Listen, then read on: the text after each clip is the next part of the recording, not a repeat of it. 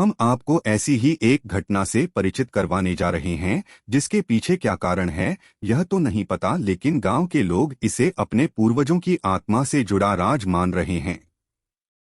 गोरखपुर उत्तर प्रदेश के पास एक छोटा सा गांव है। इस गांव की लगभग 5 एकड़ जमीन पूरी तरह खाली पड़ी है। लेकिन उल्लेखनीय बात यह है कि यह जमीन पिछले कई दशकों से खाली पड़ी है, क्योंकि यहाँ जो पेड़ थे वह भी या तो गिर गए या फिर कटवा दिए गए। इस जमीन पर कहा जाता है 2 बड़ी बड़ी हांडियां घूमती रहती हैं। 2 हांडियां जिनका मुंह एक दूसरे से जुड़ा हुआ है और वह इस जुड़े हुए मुंह के साथ पूरी जमीन का चक्कर लगाती हैं।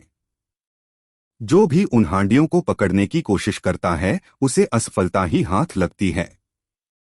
वह किसी के हाथ नहीं आती और कहाँ छिप जाती हैं यह कोई नहीं जानता। अब आप सोच रहे होंगे कि या तो यह कहानी मनगढ़ंत है या तो इसके पीछे कोई गहरा राज है।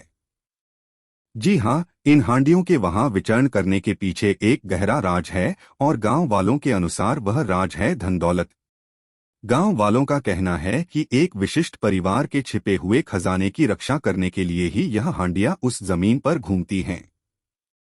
ऐसी मान्यता है कि अगर कोई वस्तु एक लंबे समय तक जमीन में गड़ी रहती है तो उसमें जान आ जाती है, और ऐसा ही कुछ हुआ इन हांडियों के साथ। पहले के जमाने में जब ना तो बैंक हुआ करते थे और ना ही कोई लॉकर, तो परिवार के लोग अपनी धन दौलत को जमीन में गाड़ देते थे। काफी समय तक जमीन में गड़े इस खजाने की जब किसी ने खोज खबर नहीं ली तो वह खजाना जीवित हो उठा और उस जमीन पर भ्रमण करने लगा।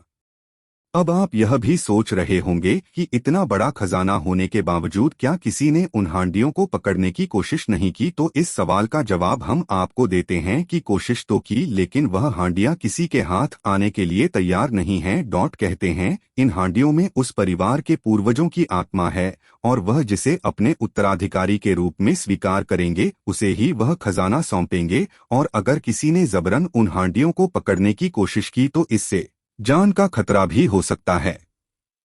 अभी तक उस परिवार की सभी पीढ़ियां इस खजाने को पाने के लिए हांडियों को काबू में करने की कोशिश कर चुकी हैं, लेकिन किसी को सफलता हासिल नहीं हुई है।